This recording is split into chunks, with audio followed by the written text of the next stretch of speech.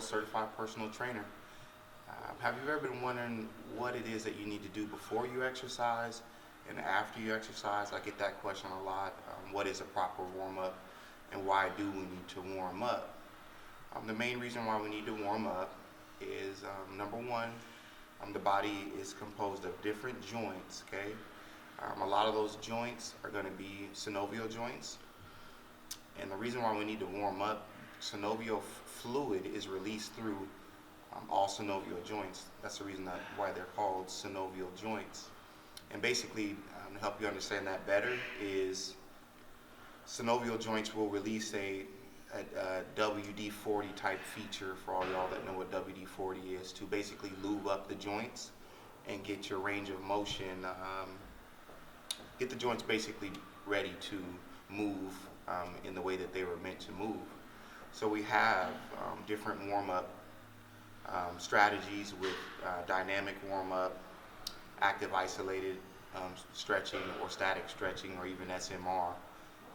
So I'm going to speak on those to kind of clear those up, and so that way you're not so confused on a proper warm-up or which type of stretching I should do before working out or after working out.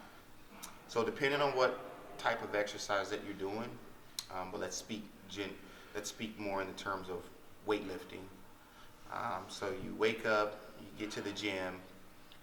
My recommendation, industry standard way of doing things is, depending on if you've had a recent fitness assessment and you do know if you have any overactive or underactive muscles, or basically muscle imbalances. Some muscles are shorter than they need to be, and some muscles are longer than they need to be. That may clear up the way that I guide you through these steps of a proper warm-up.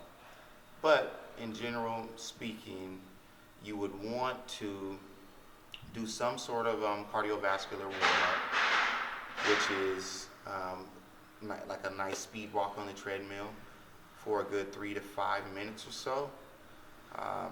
And then from there, if you're just going to go straight into weightlifting and you don't have any muscle imbalances, my recommendation is that you would go into active isolated stretching or dynamic warm-up.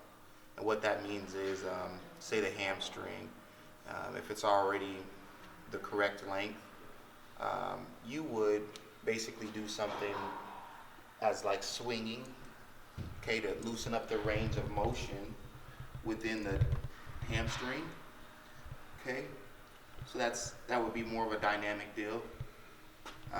Say if you had muscle imbalances back there already, and you would need to work on lengthening that muscle, then you would get into the static stretching, which would be basically a stretch that you would hold for at least 30 seconds.